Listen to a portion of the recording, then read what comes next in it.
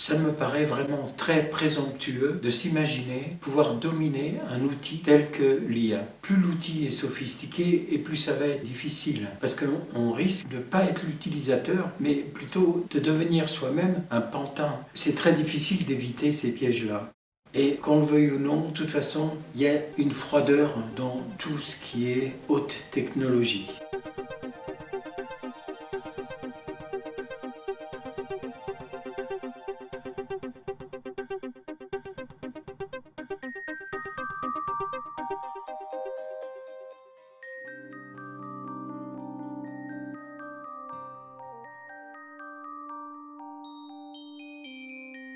Cette vidéo fait suite aux deux précédentes, la numéro 1 et la numéro 2, que je vous invite à aller voir. Bienvenue dans votre atelier dessin-peinture.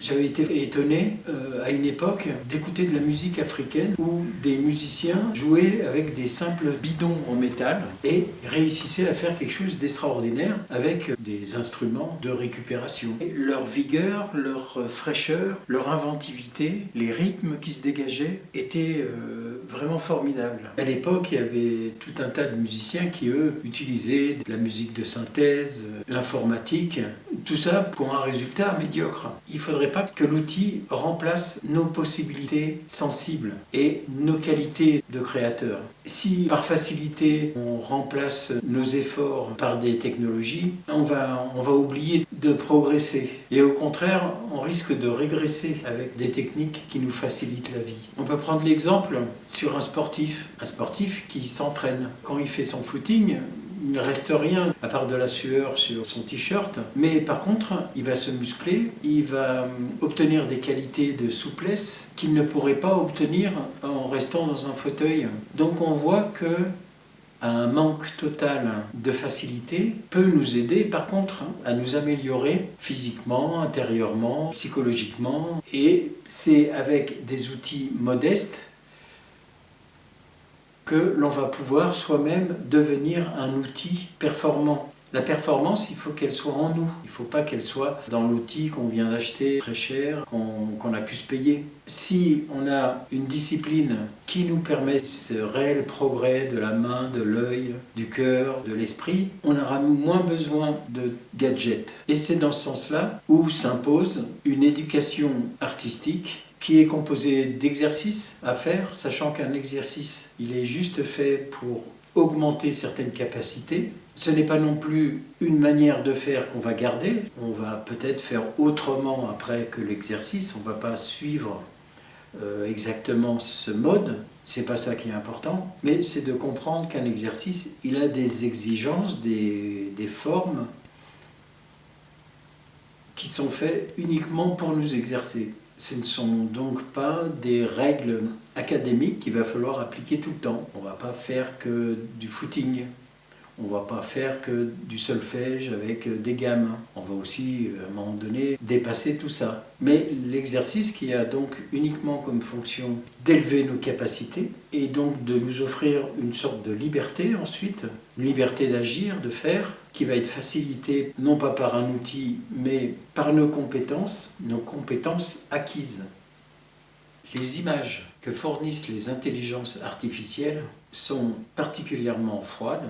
Elles ont un aspect proche de la photographie, proche de la vidéo, proche de l'hyperréalisme. Donc, toute cette manière de voir le monde, la photographie, la vidéo, l'intelligence artificielle, je pense pour ma part qu'il faut fuir ces aspects-là, qu'il faut aller ailleurs. Parce que ces techniques, en essayant de les imiter, on va esquinter ce qui pourrait y avoir de plus riche, de plus intéressant dans le travail de la main, même si il est plus maladroit, plus modeste.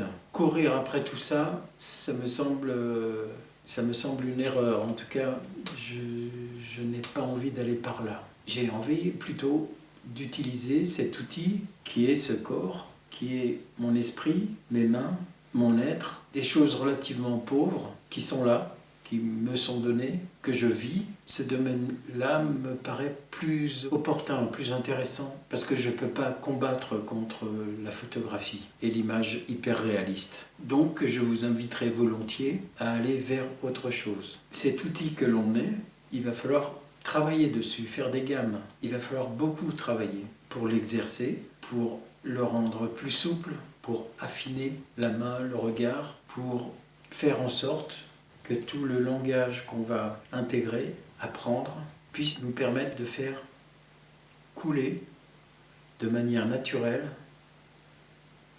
les choses de l'émotion sur un support, sur notre tableau, notre sculpture. On peut considérer que c'est très étrange que mon état d'esprit puisse s'imprimer dans la matière de manière naturelle, sans que je force les choses. Si intérieurement je suis très calme, ça va se sentir dans la matière, ça va s'enregistrer. Si je suis très en colère, très énervé, ça va s'enregistrer aussi, malgré moi, malgré tous les calculs. Les choses passent. Et on s'étonne de ça, on s'inquiète de ça, mais c'est le contraire qui serait étonnant. Dans la voix de quelqu'un qui parle, si par exemple il cherche à tricher parce que il voudrait paraître joyeux alors que profondément il a reçu des mauvaises nouvelles, au travers de ses gestes, de sa voix, il va trahir ce qu'il vit réellement au fond de lui. Il va être un mauvais acteur parce que ça va se sentir.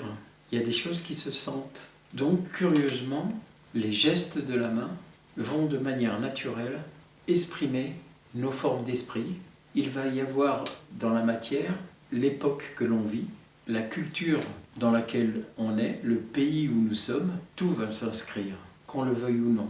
Un nombre croissant d'artistes, plasticiens, illustrateurs ou autres, utilisent de plus en plus l'IA parce que c'est pratique, parce que ça va plus vite, parce que ça nous facilite la vie. Et moi je pense que c'est pas une bonne idée parce que ça va faire descendre nos capacités. Prendre l'IA pour un outil, c'est déjà une erreur parce que l'IA c'est plus qu'un outil. C'est un cerveau. Le danger, c'est que ça devienne nous, l'outil, par rapport à cette intelligence-là.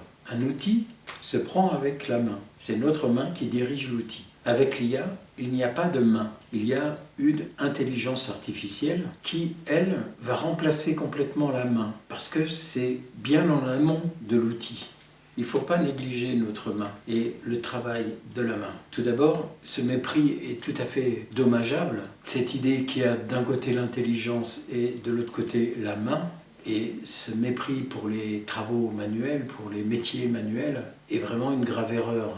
En tout cas, dans les formations, on a fait une erreur en méprisant les métiers dits manuels. Si on regarde un enfant et sa construction, il faut absolument qu'il touche les choses. Le fait de toucher, alors ça peut être interdit parce qu'il peut se brûler, casser l'objet, etc.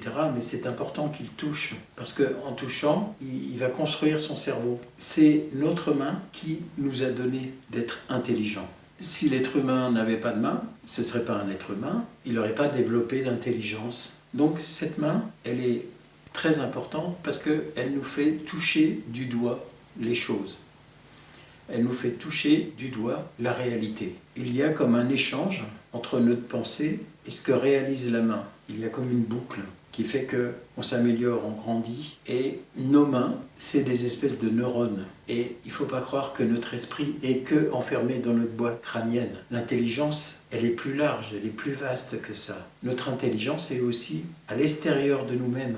Parce qu'on collabore avec cet extérieur. Il n'y a pas de coupure dans l'intelligence. Tout ce que je ressens par rapport au sujet que je vais cadrer dans mon tableau, tout devrait concourir à exprimer le sentiment du peintre. Il faut que rien n'empêche ce flux d'aller donc de l'intérieur vers notre tableau, vers notre dessin.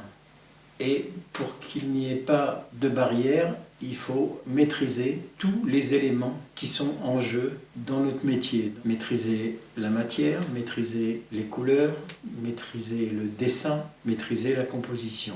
Donc si on veut aller vers ce chemin-là, je vous invite à ne plus dessiner d'après photographie. Vous n'apprenez rien en dessinant d'après une photographie. Si par contre vous dessinez le sujet qui est autour de vous, devant vos yeux, Vous allez vraiment apprendre tous les outils intuitifs dont vous avez besoin. Parce qu'une photographie est déjà résolue, elle est déjà établie, elle est déjà cadrée et il y a déjà une mise au point dessus, donc une interprétation de la luminosité extérieure où déjà tout est en place. Alors que si vous regardez dehors, vous allez avoir beaucoup de mal à déterminer quelle est la couleur de ceci, la couleur de cela, quel est le contraste juste, quelles sont les valeurs qui sont là, alors que sur le papier photo, sur un écran, vous avez déjà tout ça d'établi. Parce que l'appareil photo va faire ce travail-là, de mise au point. Et votre œil, il a du mal à comparer les choses les unes par rapport aux autres et de situer ce qui est foncé, clair, vers les rouges ou vers les bleus. Et il y a un travail à faire, un effort à fournir que vous n'avez pas vraiment à faire devant une photographie. En plus, dans la réalité, il y a la profondeur, le relief, donc des mises au point de votre regard, parce qu'il y a des choses qui viennent devant, des choses qui viennent dans le lointain, et tout ça, c'est pas très facile à établir sur votre feuille de papier ou votre tableau qui est plat, lui, en 2 dimensions. Il va falloir donc interpréter. En plus, ça vous déforme la vue, votre travail de regard va être très différent sur une photographie ou dans la réalité, où là vous allez plonger dans quelque chose d'instable. Alors que, encore une fois, la photographie, elle, est stable. Il n'y a pas l'émotion dans une photographie que vous pourriez éprouver au milieu de la nature. D'ailleurs, quand on prend une photo, souvent on est déçu par le résultat parce que ce qu'on a vu était extraordinaire et la photographie a tout aplati. Elle n'a pas réussi à restituer vraiment ce qu'on a vu et ce qui nous a touchés. Notre métier, ça va être plutôt de retourner aux sources, de retourner vraiment devant le modèle, carrément, sans autre garde-fou. Et c'est là, encore une fois, que nos efforts vont faire qu'on va améliorer notre main, améliorer notre regard, améliorer notre esprit, pour que cet outil que nous sommes devienne réellement ce qu'il est, c'est-à-dire quelque chose de beaucoup plus performant qu'un simple appareil photo. Ne pas travailler d'après photo, ça peut vouloir dire aussi travailler d'imagination, ce qui est tout aussi bien que de travailler sur le motif. Moi, je travaille sur le motif et ma femme, elle, travaille d'imagination. Elle fait des dessins en couleur, peinture, aquarelle. On les expose souvent ensemble, alors que nos 2 travaux sont très différents. Mais elle aussi, elle évite la photographie en essayant le plus possible d'imaginer. Si elle dessine un chien, par exemple, elle va le réinventer et elle va faire des croquis jusqu'à temps de s'apercevoir que ça ressemble à un chien. Et elle va éviter la documentation pour pas tomber dans le pathos, pour éviter de dessiner un chien comme d'autres le feraient. Et au moins, ces dessins sont complètement originaux. Le dessin, c'est la base de nos métiers. Il faut travailler le dessin, il faut vraiment en faire un exercice journalier. On ne peut pas s'économiser de cet art du dessin. Le dessin, c'est non seulement la base, mais aussi c'est l'art dans lequel tout se trouve, tout se développe. Il y a des méthodes de dessin qui ne sont pas bonnes. Elles réduisent tous ces éléments du dessin en quelque chose de stéréotypé. La plupart des enseignements du dessin sont pas bons. À la limite, il vaut mieux ne pas prendre des cours dans ce cas-là et puis se lancer soi-même de manière instinctive. On va trouver d'autres voies meilleures. Le débutant, il est obsédé par le fait de respecter les proportions et tellement obsédé par ce problème-là. Alors il y a des méthodes, on mesure, on fait des formes géométriques, on essaie de contourner les vrais problèmes. Le dessin que je vous invite à rencontrer, c'est un dessin intuitif et les exercices que je vais plus tard vous inviter à faire vous amènent donc à épaissir cette consistance, cette matière qui est en vous. La couleur aussi, c'est quelque chose d'extrêmement important. Il faut la rencontrer, faire des mélanges, faire plein d'essais. Et pour ce qui est de la composition, il y a des fameuses règles qu'on voit partout. Ce qu'il faut comprendre, c'est que la composition, le sens de la composition est issu du dessin. Je connaissais un peintre qui faisait une peinture abstraite, presque conceptuelle, et qui n'avait pas lâché le dessin. Il disait que simplement, en faisant des croquis, qui n'étaient pas figuratifs, mais simplement des croquis qui pouvaient ressembler un petit peu à ces tableaux, des croquis abstraits, il disait que sa main travaillait et que donc ça l'aidait ensuite, pour peindre, à avoir une dextérité, une main qui soit débloquée. Cette réalité, ces objets, ces sujets qu'on choisit d'interpréter sont réellement de nature trop différente de ce qu'on va pouvoir réaliser.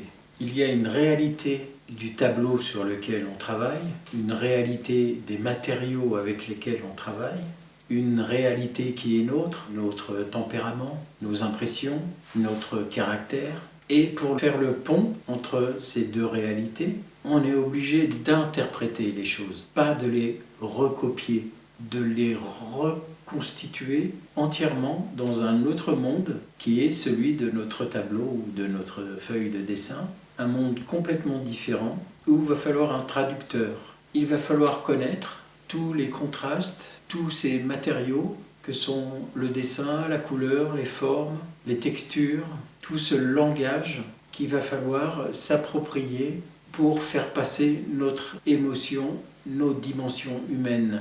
Il s'agit de les écrire avec notre propre écriture, notre propre langage. Si on vole en quelque sorte la méthode de quelqu'un d'autre, on va la plaquer sur des choses qui ne sont pas les choses profondes que l'on a en nous. Elles vont donc difficilement les traduire. Il va falloir vraiment trouver nos propres mots à nous. On pourrait dire notre propre style, mais c'est un mot que je n'aime pas du tout, parce que le style en peu rapport avec le fait de tricher, de faire un genre. Alors il ne s'agit pas de faire un genre, parce que si on fait genre machin, ou qu'on fait des manières, on ne va pas être nous-mêmes, on ne va pas être accessible, on va couper la communication, on va couper ce flot naturel qui est possible de créer entre l'intérieur de ce qu'on ressent et notre tableau. Donc il y a des choses qui font obstacle. C'est pas évident par soi-même de voir qu'on se pose des obstacles, qu'on se pose des gênes à ce flux.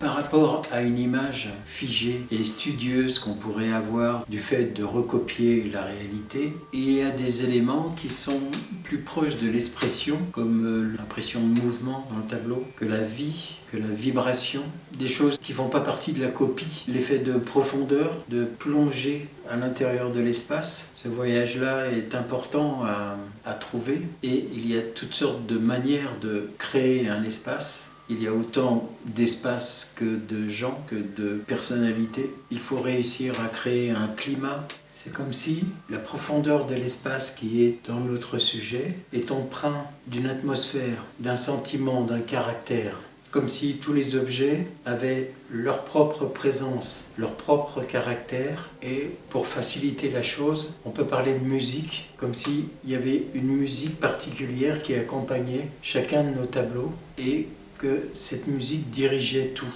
dirigeait les couleurs, les formes, dirigeait la composition, pour que tous les éléments, ensemble, comme un orchestre, racontent la même histoire, racontent le même sentiment.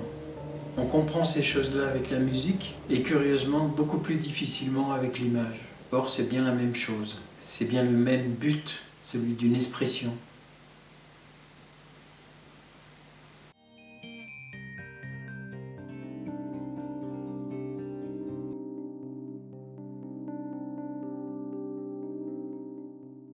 Cet atelier dessin-peinture est le vôtre, dédié aux jeunes débutants et aux étudiants en arts plastiques souhaitant rencontrer les pratiques picturales historiques supplantées par le postmodernisme dans les écoles publiques. Seules les formations privées payantes enseignent les fondamentaux et savoir-faire, privilège que cette chaîne, avec des moyens sobres, propose gratuitement.